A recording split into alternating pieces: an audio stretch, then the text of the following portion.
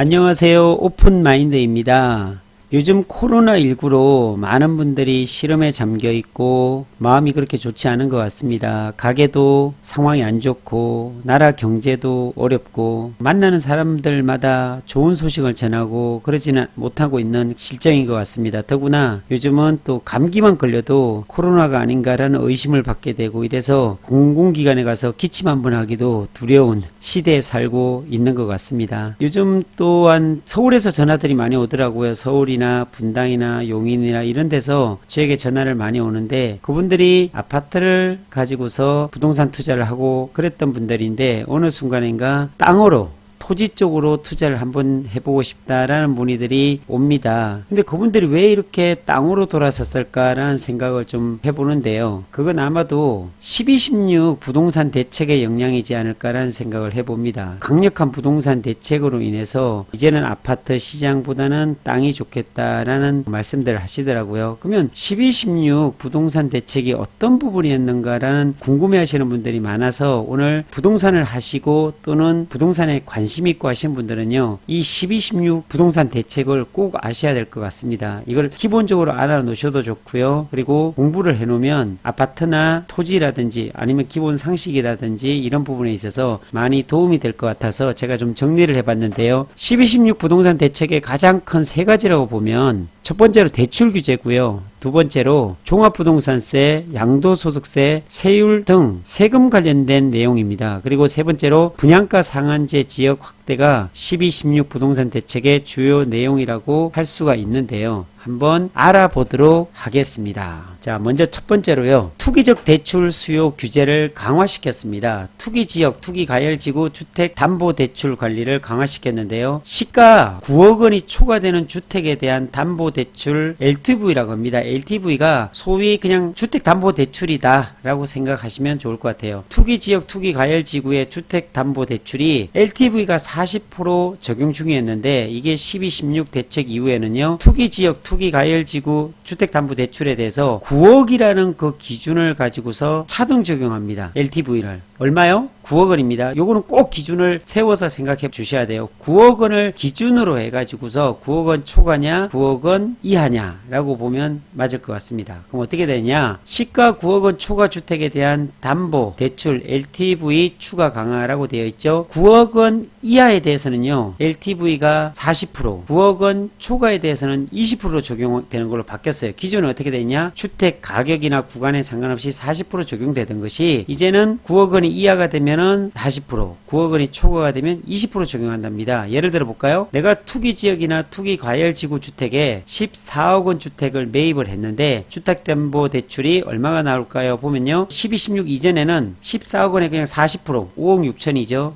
쉽게 계산이 됐어요. 근데 지금은 자 14억 원이니까 9억을 기준으로 한다고 그랬습니다. 9억의 40%는 3억 6천 그리고 나머지 14억 원까지 갭이 5억 원이죠. 5억 원에 대해서는 LTV가 20% 적용되죠. 9억이 초과됐으니까. 그래서 1억이죠. 그러니까 3억 6천과 1억 원을 더하면 4억 6천까지 된다라고 보시면 맞을 것 같습니다. 그리고 초고가 15억 원 초과에 대한 것은요. 아예 대출이 금지가 됐습니다. 주택담보대출을 15억 원이 초과됐다. 그러면 아예 대출을 안 해준다. 이렇게 생각하시면 되고요. 그리고 DSR, 총부채 원리금 상환 비율이라고 그러거든요. 그러니까 내가 가지고 있는 모든 가계 대출 원리금 상환액이 있을 거 아닙니까? 그 대출금 원리금 상환액을 연간 소득으로 나눕니다. 그러면 평균 DSR 업건별 평균 목표 이내로 각 금융회사별로 관리가 됐는데 지금은 보면 투기지역, 투기과열지구의 시가 9억 원 초과 주택에 대한 담보 대출 차주에 대해서는요. 차주 단위로 DSR 규제를 적용을 합니다. 은행은 40%, 비은행권은 60%, 2021년 말까지 40%로 하향 조정됩니다. 자, 그리고요. 주택담보대출의 실수요 요건을 좀 강화시켰어요. 현행은 규제지역 내 1세대 1주택에 대해서는 2년 내에 기존 주택을 처분하는 조건으로 무주택 세대는 고가주택 9억 원 초과죠. 구입하는 경우에 2년 이내에 전입하는 것을 조건으로 주택담보대출이 가능을 했습니다. 그런데 이게 어떻게 바뀌냐면 고가주택 기준 공시가격 9억 원에서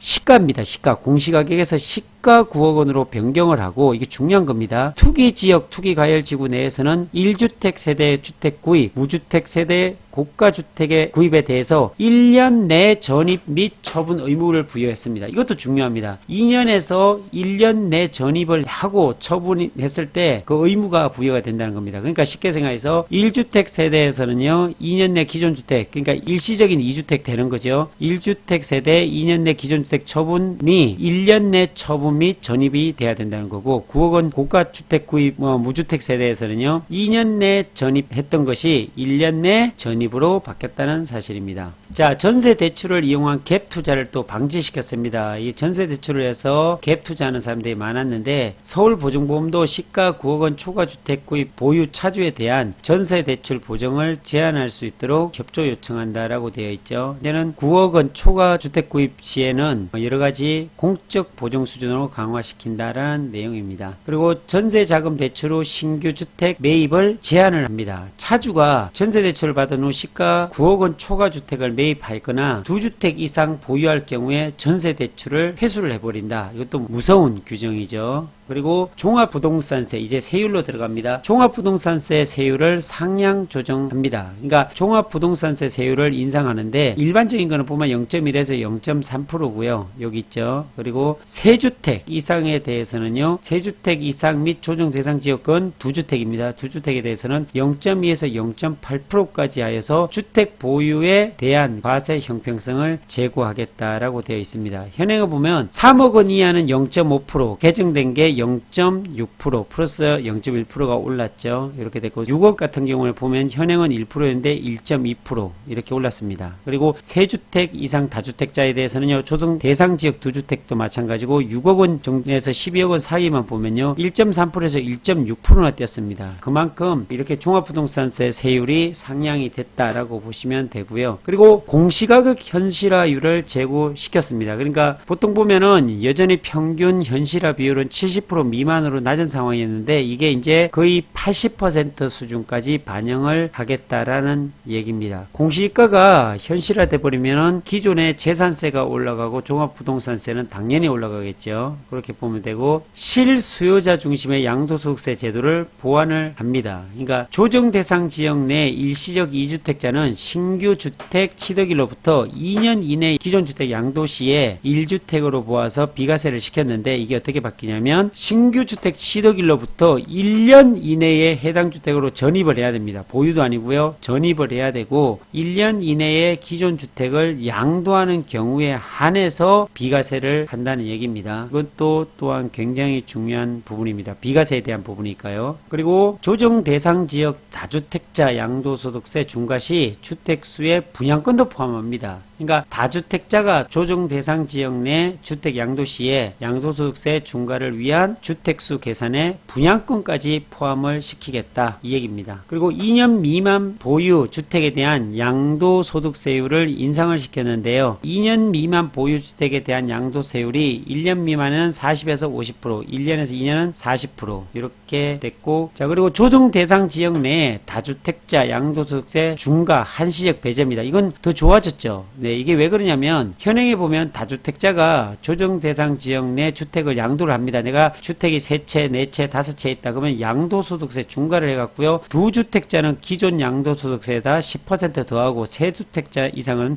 20%를 더했던 거예요. 그리고 장특공을 적용을 배제시켰거든요. 그런데 이게 어떻게 되냐, 다주택자가 조정 대상 지역 내 10년 이상 보유한 주택을 양도했을 경우 한시적으로 양도소득세 중과 배제 및 장특공, 장기 보유 특별 공제까지 적용을 시켜주겠다는 겁니다. 이 말은 쉽게 생각해서 그동안 내가 3채, 4채, 5채 집을 여러 채 갖고 있는 다주택자들은 시장에다가 물건을 내놓으란 겁니다. 그래야지만 정부 입장에서 보면 막혀있던 주택들이 시장에 나와야지만 부동산에 대한 이러한 급등하는 부분이라든지 아니면 비정상적인 거래들을 막으려고 하는 그런 부분들이 개선되지 않겠는가라는 의미로 이런 한시적입니다. 한시적으로 양도소득세와 특별공제를 적용시켜 준다는 말입니다. 자, 그리고 투명하고 공정한 거래 질서 확립해가지고요, 민간 택지 분양가 상한제 적용 적용 지역을 확대시켰습니다. 집값 상승을 선도한 서울 13개 구 전 지역 및 경기 3개시, 과천, 하남, 광명입니다. 13개 동과 정비 사업 이슈 등이 있는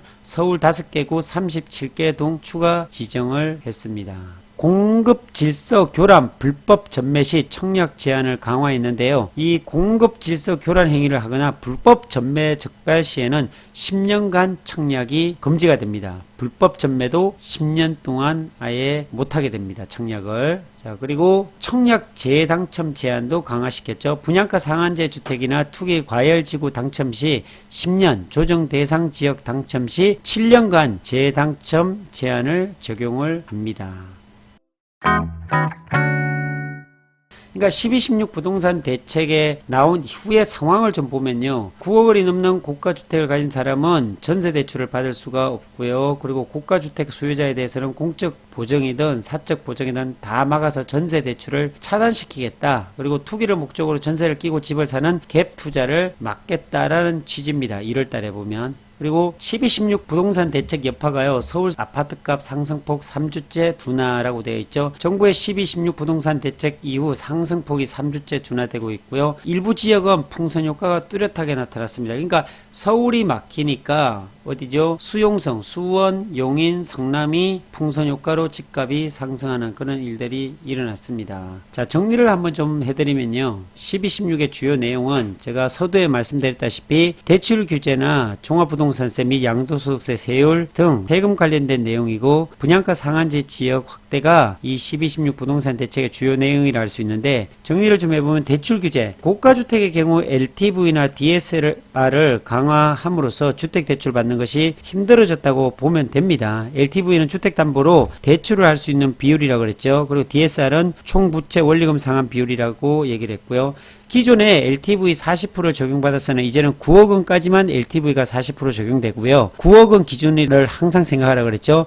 9억 원 초과하는 경우는 LTV가 20%로 낮아지게 되고요. 9억 원 미만은 40%, 그리고 15억이 넘는 아파트의 경우에는 아예 주택 구입을 위한 담보대출이 불가능하다라고 말씀을 드렸고요. 세금적인 부분을 보면 12.16 부동산 대책에 따라 변화가 조금 있는데요. 종부세가 인상됐다고 그랬습니다. 주택 공시가격에 따라서요. 0.1에서 0.3% 인상이 되고 세주택자 이상 또는 조정 대상 지역에 2주택 이상 보유한 경우는 0.2에서 0.8% 인상이 된다고 했습니다. 그리고 2주택자에 대해서는요. 200%까지 세부담 상한을 적용해 줬지만 이번 12.16 부동산 대책에서는요 300%까지 확대가 되었습니다. 그리고 양도소득세 제도는요 실수요자를 중심으로 변화했는데 기존 거래가가 9억 원 초과인 경우 1세대 1주택 보유자의 경우 거주 기간에 상관없이 최대 80% 이상 장특공을 받을 수 있었는데 이제는 실제로 2년 이상을 실거주입니다. 실제로 거주를 해야만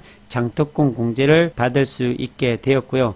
또한 조정 대상 지역에 2채 이상 보유한 경우 분양권 역시 주택수에 포함된다고 하니까 이 부분도 좀 주의를 해야 할 것 같고요. 2년 미만 보유한 주택의 양도소득세율이 1년 미만이 50%, 2년 미만이 40%로 개정이 되기도 했습니다. 그리고 세 번째로 분양가 상한제 지역 확대라고 얘기를 했었죠. 민간택지 분양가 상한제 적용 지역이 확대되었다는 것도 좀 눈여겨보아야 되는데요. 강남이나 서초, 송파, 강동, 영등포, 마포, 성동, 동작, 양천, 용산, 서대문, 중구, 광진구 모든 동이 상한가가 적용을 받게 됩니다. 뭐 이외에도 전세대출의 갭투자나 청약 당첨 요건, 청약 재당첨 제약 등이 생겨나는 등의 부동산 정책 변화로 인해서 관망 시점으로 보시는 분들이 많은 것으로 예상이 됩니다. 이번 부동산 정책에 대해서 꼼꼼하게 다시 한번 체크해 봐야 되지 않을까라는 생각을 해보고요. 이 부동산 대책이 주는 의미를 좀 자세히 보시면은 어디로 투자를 해야 될 건가라는 생각을 깊게 만드는 그런 부분인 것 같습니다. 이 12.16 부동산 대책이 아파트를 주로 부동산 투자로 생각하시는 분들이 이제는 땅으로 토지시장으로 많이 흘러 들어오는 것들을 저는 몸소 실제적으로 느끼고 있거든요. 그래서 투자를 하시는 부분에 있어서 좀 깊게 생각해 봐야 되는 문제이지 않는가라는 생각을 합니다. 그러니까 뭐든지 잘 알아야 됩니다. 제 생각에는요. 모르는 상태에서는 당할 수밖에 없는데요. 잘 알면 지피지기면 백전백승이라고 했습니다. 잘 알면 절대로 지지 않습니다. 이기는 그런 토지 투자를 해보시기를 부탁을 드리고요. 그러려면 많이 공부해야 되겠죠. 이기려면 많이 공부하고 많이 임장 다니고 많이 물어보고 그러다 보면 토지의 달인이 될 수도 있습니다. 아파트의 달인이 됐듯이 토지에도 달인이 될 수 있다는 말씀을 드리면서 오늘은 12, 16 부동산 대책에 대해서 나누어 보았습니다. 감사드립니다.